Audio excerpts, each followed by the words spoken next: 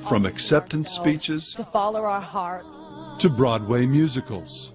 Follow my heart, but to where? To wherever your heart tells you to go. To children's videos. When you follow your heart.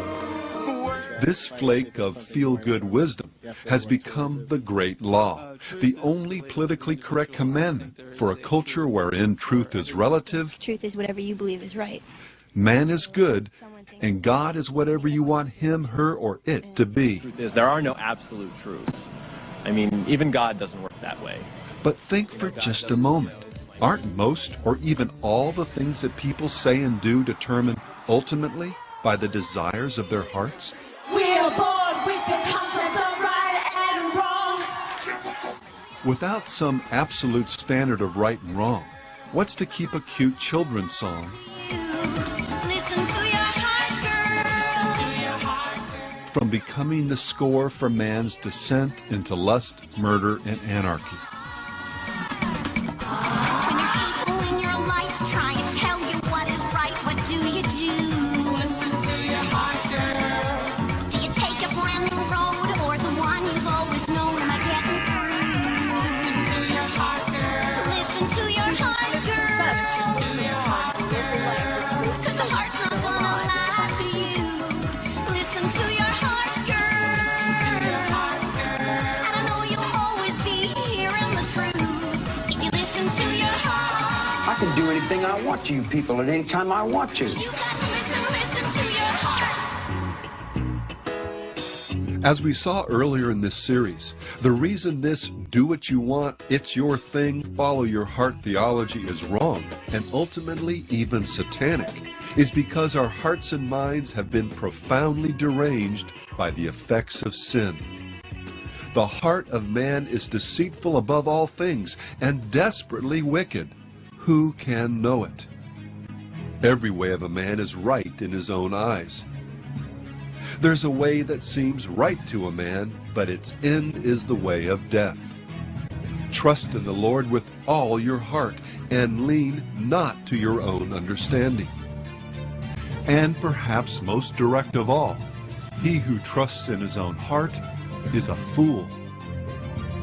From mankind's fall from grace to virtually every evil ideology that has blighted this travailing planet, ignoring our Creator's commands and doing instead what seems right in our own eyes and hearts, has been the fountain from which sin and its wages have flowed.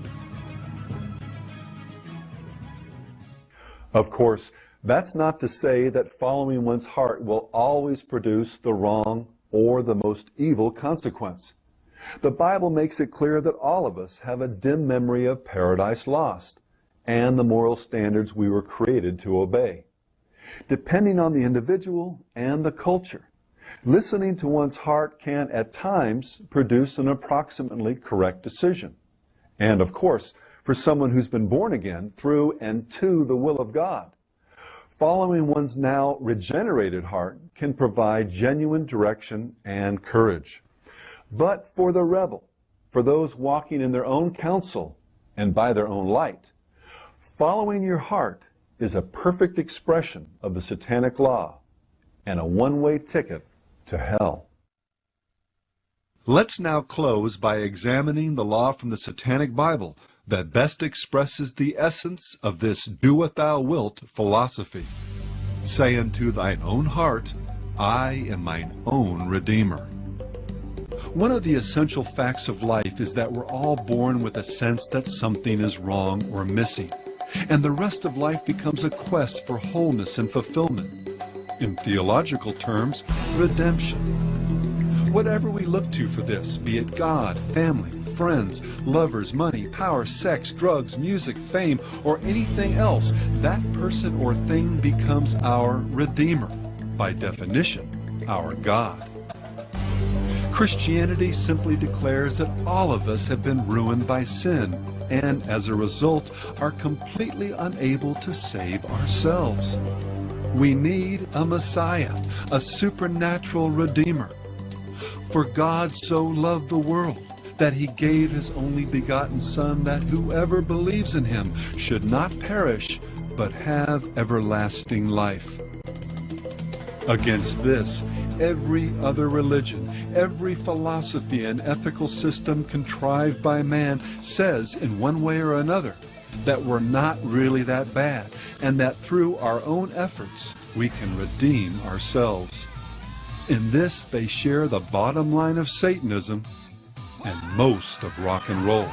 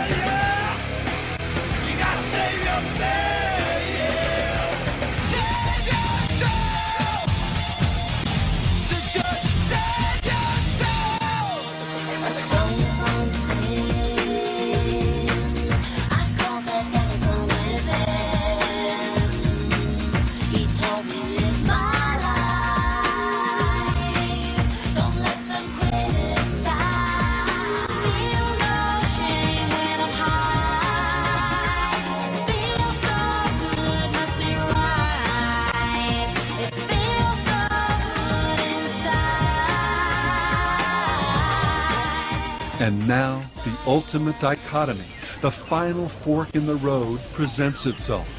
On the one hand stands the cross and the broken body of God the Son.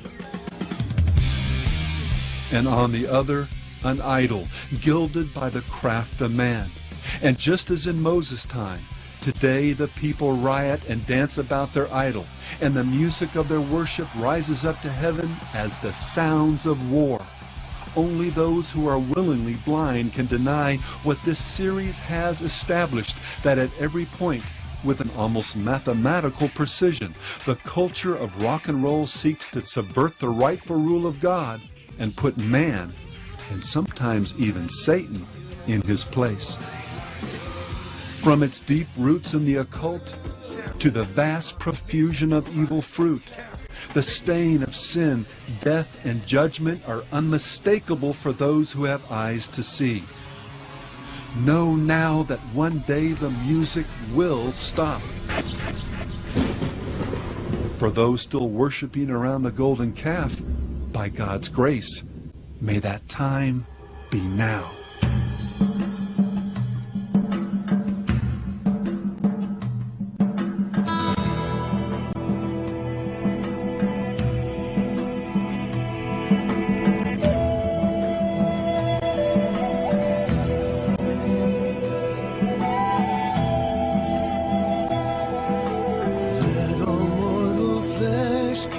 Silence, and with fear and trembling stand, ponder nothing earthly minded,